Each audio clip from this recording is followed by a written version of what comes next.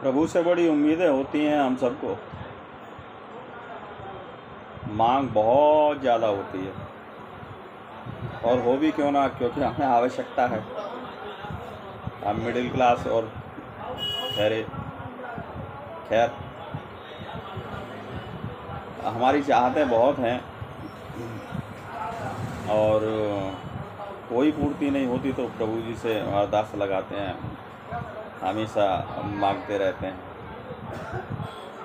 जब हम प्रभु के दरबार में पहुंचते हैं तो भाई आप जब पहुंचे हैं तो कुछ प्रसाद भी ले चलें। अब प्रसाद के लिए विचार चलते रहते हैं। दुकान पे पहुंच जाते हैं, भाई क्या हिसाब दे रहे हो पेड़े, ये 350 हैं, ये 300 हैं, ये 450 हैं। अब मंदिर में प्रसाद के लिए तो चढ़ाना है, तो 300 वाले दे दो। कितने दे दें? आधा किलो तो दे ही दो। वैसे तो प्रसाद ही चढ़ाना 250 ग्राम कर दो भैया। चले गए और अपनी एक लंबी सी लिस्ट, जब से हम लाइन में लगेंगे और जब तक हम वहाँ से लाइन से उनके दर्शन करके और पार नहीं हो आते ना, तब तक हमारी मांग चलती रहेगी। प्रभु ऐसा करा दो, प्रभु ऐसा करा दो, प्रभु ऐसा करा दो। ठीक है। और जब बाहर जब आ जाते हैं मंदिर परिसर से, उसके बाद मन प्रफुल्लित हो जाता है। क्यों ना हो, वो जो स्थान है प्रभु जी का, जो स्थान है, जो देवालय है, उसके अंदर तो पॉजिटिव एनर्जी से भरा हुआ है ना भाई। तो पॉजिटिविटी हमारे अंदर कुछ आती है, हमारी नेगेटिविटी को कम करती है, तो हमारा मन प्रफुल्लित हो जाता है। फिर आते हैं बाहर और फिर अपने लिए खर्चा करना शुरू कर देते हैं। ये भी खा लो, वो भी खा लो, ऐसा कर लो, वैसा कर लो, क्योंकि हमने दरखास्त तो लगाई दी ना। और फिर बात आती है कि घर पे जा रहे हो, कुछ प्रसाद तो ले लो। अब हम पहुँचते हैं फिर हलवाई के पास, मिठाई की दुकान पर। कहते हैं भैया वो पेड़े दे देना। अरे भैया ये 300 वाले नहीं यार, घर लेकर जा रहे हो, 450 वाले दे दो। कितने दे दें? 1 किलो तो दे ही दो।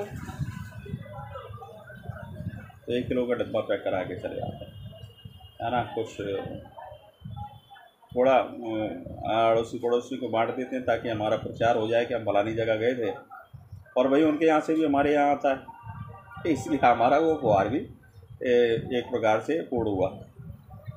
मगर एक चीज़ देखी, सबसे अच्छी चीज़ क्या थी, हमें बहुत कुछ चाहिए था, जिनके दरवाजे पर हम गए, जिनके द्वारे पे हम गए, एक लंबी सी लिस्ट बना के, और जो हमारी मनोकामनाएं थी उनके लिए हमने 300 रुपये किलो के लड्डू लिए, पेड़े लिए, प्रसाद लिया, वो भी 250 ग्राम।